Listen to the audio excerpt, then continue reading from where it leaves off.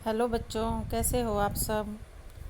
मैं पिंकी शर्मा आज आपको सामाजिक एवं राजनीतिक जीवन भाग 3 कक्षा 8 की पाठ्य पुस्तक में से अध्याय हम करेंगे।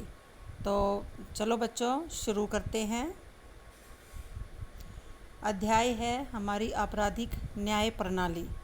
जब हम किसी को भी अपराध करते हुए देखते हैं तो सबसे पहले पुलिस को खबर करते हैं। वास्तविक जीवन या फिल्मों में आप सभी ने देखा है कि पुलिस अफसर जो है रिपोर्ट दर्ज करते हैं, अपराधियों को गिरफ्तार करते हैं और गिरफ्तार करने के में जो भूमिका होती है उसको पुलिस निभाती है।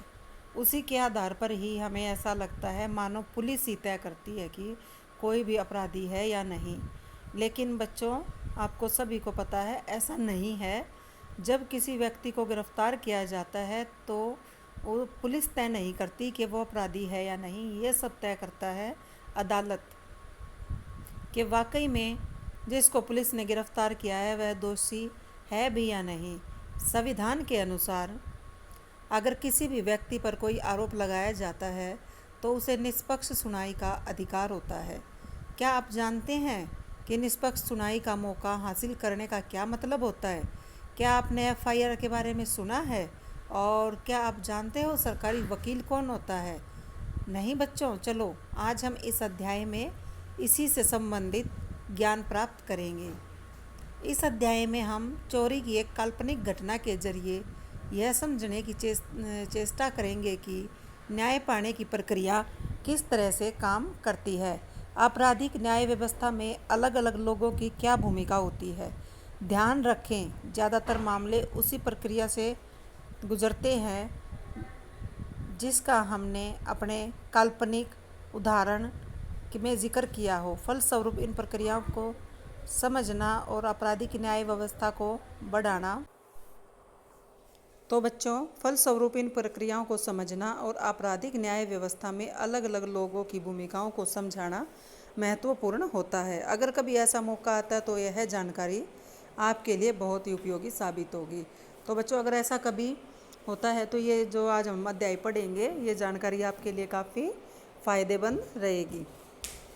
अब जो हम एक कहानी की बात कर रहे थे, उस कहानी की एक चोरी की जो काल्पनिक घटना है उससे संबंधित करते हुए हम आज सामाजिक न्याय प्रणाली को समझेंगे।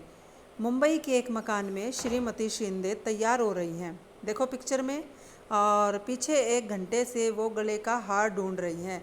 मुझे पक्का पता है कि यहीं रखा था, कहाँ गया? मिसेस शिंदे जो है हार को ढूंढते हुए गैराज में और कह रही है कि वो कहाँ गया, यहीं तो रखा था। तभी मिस्टर शिंदे क्या कहते हैं, जल्दी करो भाई, हमें देर हो रही है शादी के समारोह में जाने के लिए। तो श्रीमती शिंदे क्या कहती हैं, मुझे मेरी सोने की जंजीर नहीं मिल रही है, दराज में भी नहीं है। मुझे लगता है शांति ने मेरा ये हार चुरा लिया है। मेरे कमरे में सफाई करते हुए वह ज़्यादा ही समय लगा देती है। शांति हेमब्रॉम पिछले 3 साल से इस मकान में काम कर रही है। शांति, क्या अब तुम चोरी भी करने लगी हो, और वो भी सोने के हार की? अपना बक्सा मेरे पास लेकर आओ, मैं अभी तुम्हारी तलाशी लूँगी। हमने पुलिस को भी बुला लिया है। अगर तुमने हार चुराया है तो उसे अभी लौटा दो। तो क्या कहती है हेमब्रॉम, नहीं मैडम, मैंने चोरी नहीं की। शिंदे साहब शांति के बक्से की तलाशी लेते हैं जिसमें एक लिफाफे में 10,000 रुपये मिलते हैं। वह शांति के ऊपर ज़ोर से चिल्लाने लगते हैं और उन्हें यकीन हो जाता है कि शांति ने कहीं वो हार बेच दिया है और ये उसी का बेचे हुए का पैसा है। तभी क्या कहती है हेमब्रॉम, साहब,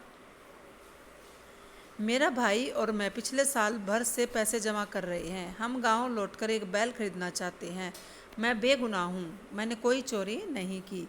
ये हेमब्रॉम शांति जो है बार बार ये बात कह रही है लेकिन उसकी बात का यकीन नहीं हो रहा। तभी मिस्टर शिंदे थाने में पहुँच जाते हैं। मैं एफआईआर लिखवाने आया हूँ। मेरे घर में चोरी हुई है और घर की ही नौकरानी शांति ने जो है मेरी पत्नी का हार चुरा लिया है। तो इंस्पेक्टर कहता है, जी कहिए। शिंदे साहब के कहने पर सब इंस्पेक्टर ने जो है एफआईआर दर्ज कर ली। इसके बाद शिंदे साहब सब इंस्पेक्टर राव के साथ घर आते हैं। अब मैं इस चोरी के बारे में शिंदे और उनकी पत्नी के बयान दर्ज करूंगा। रुपए के लिफाफों को सील करके सबूत के तौर पर अपने साथ ले जा रहा हूं और मैं शांति को गिरफ्तार करके थाने ले जा रहा हूं। मेहरबानी करके मुझे थाने मत ले जाइए, मैंने नहीं चुराई, यह मेरी मेहनत की कमाई है। शांति जो है बार बार चिल्ला रही थी और यही बात कह रही थी कि मैंने चोरी नहीं की। शांति का भाई सुशील आता है और सब इंस्पेक्टर राव से विनती करता है कि शांति को छोड़ दो, उसने सोने का हार नहीं चुराया, तुम अदालत से जमानत का आदेश लेकर आओ, इंस्पेक्टर चिल्लाते हुए कहता है। तो शांति का भाई क्या कहता है, मैं वकील की फ़ीस कहाँ से लाऊंगा और उसके लिए कौन जमानती बनेगा? आपने हमारी सारी कमाई तो सील करके अपने पास रख ली है साहब। सब इंस्पेक्टर राव सुशील को भी 2 दिन की हवालात में रखता है। उसे सब इंस्पेक्टर राव एवं कांस्टेबल पीटते हैं और गालियाँ देते हैं। वे उस पर दबाव डालते हैं कि इसको कबूल कर ले कि उन्होंने चोरी की है।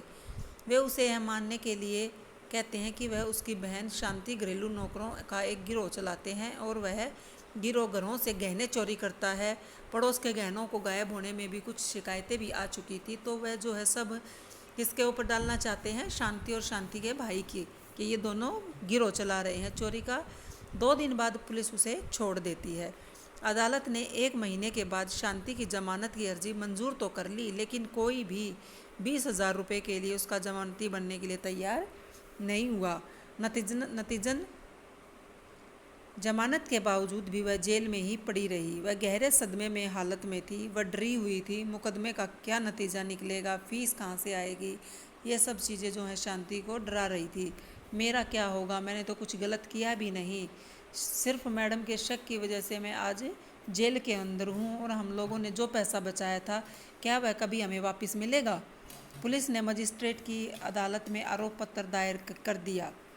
अदालत की ओर से आरोप पत्र और गवाहों के बयान की एक नकल शांति को भी दे दी गई। शांति अदालत को बताती है कि चोरी का इल्ज़ाम झूठा है, उसने कोई किसी तरह की चोरी नहीं की है, लेकिन वे अपने इस इल्ज़ाम से बचने के लिए उनके पास कोई वकील भी नहीं है। मजिस्ट्रेट महोदय शांति की दलील सुनकर अधिवक्ता कमला राय को सरकारी खर्चे पर बचाव पक्ष की तरफ से वकील बना देते हैं। तो बेटा जो ये बचाव पक्ष का वकील जो बना है वो संविधान के अनुच्छेद 22 के अनुसार क्या कहता है हमारा संविधान, प्रत्येक व्यक्ति को एक वकील के जरिए अपना बचाव करने का एक मौलिक अधिकार है। ह्यूमन राइट्स है जो अनुच्छेद 22 के तहत सबको मिला हुआ है और वो अपना बचाव कर सकते हैं। संविधान के अनुच्छेद 39A में ऐसे नागरिकों को वकील मुहैया कराने की जिम्मेदारी राज्य के ऊपर सौंपी गई है जो गरीबी या किसी वजह से वकील की फीस नहीं भर सकते और अपने लिए वकील नहीं रख सकते। अधिवक्ता कमला राय शांति से अदालत में मिलती है। ये मेरे मुकदमे के कागज हैं, मेरे मालिकों ने हार चुराने का झूठा आरोप मुझ पर लगाया है। उन्हें शांति के बक्से में 10,000 रुपये जो मिले थे, उन्हें लगता है कि उसने हार बेच कर ही पैसे हासिल किए हैं, लेकिन यह हम दोनों भाई बहनों की बचत का पैसा है। ये शांति जो है कमला अधिवक्ता को बता रही है अपनी सारी बातें। अदालत शांति पर आरोप लगाती है कि उसने श्रीमती शिंदे का सोने का हार चुराया है और चोरी के हार को बेचकर शांति को जो 10,000 रुपये मिले हैं वो उसके पास पाए गए हैं। मैं निर्दोष हूँ और मेरी सुनवाई हो। मजिस्ट्रेट के सामने मुकदमा शुरू हो जाता है। सरकारी वकील राज्य की ओर से मुकदमे में हाजिर होता है। वह श्रीमती एवं श्री शिंदे को मुख्य गवाह के रूप में पेश करते हैं। मैंने सोने का हार दराज में रखा था, शांति ने उसे चुराया है। शांति के अलावा मेरे घर में और कमरे में कोई नहीं आता जाता। मिस्टर शिंदे ने मेरे सामने उसके संदूक की तलाशी ली थी और लिफाफे में 10,000 रुपये देखकर हम अचंभे में पड़ गए। शांति को यह पैसा मेरा हार बेचकर ही मिला है, वह चोर है। ये सब जो है श्रीमती शिंदे कह रही है। तो अधिवक्ता कहते हैं, तो अब बताइए श्रीमती शिंदे, आपका हार किस तरह गायब हुआ? तो आप कह रही हैं कि आपने शांति को चोरी करते हुए नहीं देखा। ये कौन कहता है? कमला अधिवक्ता जो है बचाव पक्ष की तरफ से, जो शांति की वकील है, और श्रीमती शिंदे को क्या कहती है कि तो आप ये कह रही हैं ना कि आपने शांति को चोरी करते हुए जो है नहीं देखा।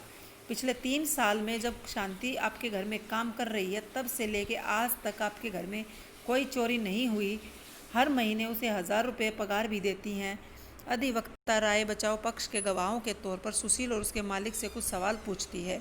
इन दोनों के बयानों के आधार पर ही राय यह साबित कर देती हैं कि शांति के संदूक में मिले 10,000 रुपये सुशील और शांति की कमाई की रकम है।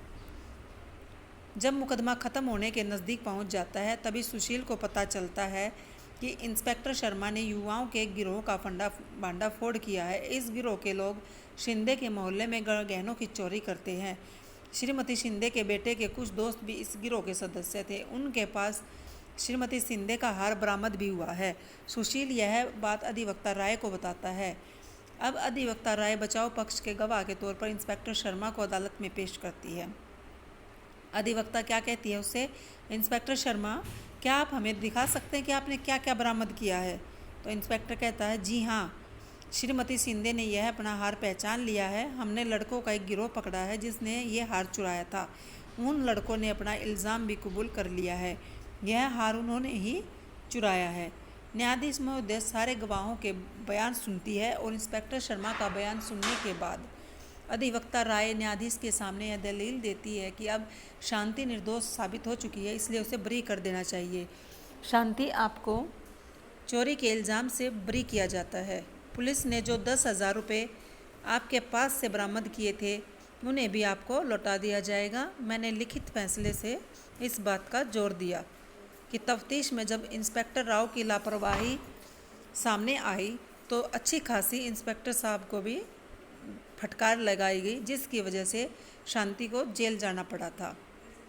इस घटना के आधार पर आप देख सकते हैं कि पुलिस, सरकारी वकील, बचाव पक्ष का वकील और न्यायाधीश, ये 4 अधिकारी आपराधिक न्याय व्यवस्था में मुख्य लोग होते हैं। 4 कौन होते हैं? पुलिस, सरकारी वकील, बचाव पक्ष का वकील और न्यायाधीश, जो न्याय व्यवस्था के मुख्य लोग हैं। इस मामले में आपने इन चारों की भूमिका को भी देख लिया है। आइए अब उनकी भूमिकाओं को और व्यापक रूप में देखते हैं। अपराध की जांच करने में पुलिस की क्या भूमिका होती है? पुलिस का एक महत्वपूर्ण काम होता है किसी अपराध के बारे में मिली शिकायत की जांच करना, जांच के लिए गवाहों के बयान दर्ज करना और सबूत इकट्ठा करना। इस जांच के आधार पर पुलिस अपनी राय बनाती है। अगर पुलिस को ऐसा लगता है कि सबूतों से आरोपी का दोष साबित होता दिखाई दे रहा है तो पुलिस अदालत में आरोप पत्र या चार्जशीट दाखिल कर देती है, जैसा कि अध्याय की शुरुआत में ही किया गया था। यह तय कर देना पुलिस का काम नहीं है कि कोई व्यक्ति दोषी है या नहीं। इसका फैसला तो सिर्फ न्यायाधीश ही तय कर सकते हैं। दूसरी इकाई में आपने कानून के शासन के बारे में पढ़ा। इसका सीधा सा मतलब होता है कि व्यक्ति देश के कानून के अधीन है। पुलिस भी इस कानून के तहत आती है, लिहाजा पुलिस को हमेशा कानून के मुताबिक और मानव अधिकारों का सम्मान करते हुए जांच करनी चाहिए। सर्वोच्च न्यायालय गिरफ्तारी, हिरासत और पूछताछ के बारे में पुलिस के लिए कुछ दिशा निर्देश भी तय किए गए हैं। इन दिशा निर्देशों के अनुसार पुलिस को जांच के दौरान किसी को सताने, पीटने, गोली मारने का अधिकार पुलिस के पास नहीं है। किसी छोटे से छोटे अपराध के लिए भी पुलिस किसी को सज़ा नहीं दे सकती। ये अधिकार संविधान के अनुच्छेद 22 और फौजदारी में प्रत्येक गिरफ्तार व्यक्ति को निम्नलिखित मौलिक अधिकार दिए गए हैं। गिरफ्तारी के समय उसे यह जानने का अधिकार है कि गिरफ्तारी किस कारण से की जा रही है। गिरफ्तारी के 24 घंटे के अंदर मजिस्ट्रेट के सामने उन्हें पेश करने का अधिकार है। तीसरा मौलिक अधिकार, गिरफ्तारी के दौरान हिरासत में किसी भी तरह के दुर्व्यवहार या यातना से बचने का अधिकार। पुलिस हिरासत में दिए गए बयान को आरोपी के खिलाफ सबूत के तौर पर इस्तेमाल नहीं किया जा सकता। 15 साल से कम उम्र के बालक और किसी भी महिला को केवल सवाल पूछने के लिए थाने में नहीं बुलाया जा सकता। सर्वोच्च न्यायालय ने किसी भी व्यक्ति की गिरफ्तारी, हिरासत और पूछताछ के बारे में पुलिस और अन्य संस्थाओं में कुछ खास शर्त और प्रक्रियाएं बनाई हैं। इन नियमों को D.K. बसु ने दिशा निर्देश भी कहा जाता है। गिरफ्तारी या जांच करने वाली पुलिस अधिकारी की पोशाक पर उसकी पहचान, नाम पट्टी, पद स्पष्ट और सटीक रूप से अंकित होना चाहिए। गिरफ्तारी के समय अरेस्ट मेमो में गिरफ्तारी संबंधी पूरी जानकारी का कागज़ तैयार किया जाए। उसमें गिरफ्तारी के समय तारीख होनी चाहिए। वह गिरफ्तार सदस्य के परिवार का व्यक्ति भी हो सकता है। गिरफ्तार किए गए, हिरासत में रखे गए या जिससे भी पूछताछ की जा रही है, ऐसे व्यक्तियों को अपने किसी भी संबंधी या दोस्त या शुभचिंतक को जानकारी देने का अधिकार होता है। जब गिरफ्तार व्यक्ति का दोस्त या संबंधी उस जिले के बाहर रहता है तो उसे गिरफ्तारी के समय, स्थान और हिरासत की जगह के बारे में जानकारी भेजी जानी चाहिए। तो इस प्रकार से सरकारी वकील की इसमें क्या भूमिका होती है? किसी भी आपराधिक उल्लंघन को जनता के विरुद्ध माना जाता है। इसका मतलब है कि वह अपराध केवल पीड़ित व्यक्ति को ही नुकसान पहुंचाता है, बल्कि पूरे समाज के प्रति अपराध है। तो इस घटना में आप देख ही रहे हैं, आरोपी लक्ष्मण और उसके परिवार के खिलाफ यह मुकदमा राज्य की ओर से दायर किया गया था। न्यायाधीश की भूमिका के रूप में की वही हैसियत होती है जो खेलों में अंपायर की। वे निष्पक्ष भाव से और खुली अदालत में मुकदमे का संचालन करते हैं। निष्पक्ष सुनवाई क्या होती है? थोड़ी देर के लिए कल्पना करें कि अगर न्यायाधीश महोदय शांति का मुकदमा किसी और तरह संचालित करते तो क्या हो सकता था? एक गलत आदमी को गलत तरीके से सज़ा मिल जाती और दोषी बच जाता। इस प्रकार जो है न्यायाधीश की काफ़ी बड़ी इसमें भूमिका है। मुकदमा जहाँ चलाया गया, ये सारे मुकदमे शांति के बक्से में 10,000 रुपये जो मिले थे उसके शक के कारण हुए। उसने ये हार बेचकर ये पैसे हासिल नहीं किए थे, बल्कि ये उसकी बचत का पैसा था।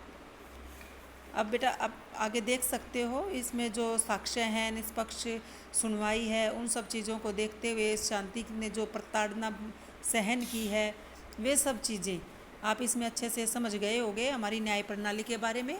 तो आज ये इतना ही बच्चों। इसमें से जो अभ्यास के प्रश्न हैं वे सब आप उनको अपनी कॉपी में नोटबुक में उसको करेंगे, और जो आपको ना आए तो व्हाट्सएप ग्रुप के माध्यम से उसको पूछ सकते हैं। धन्यवाद बच्चों।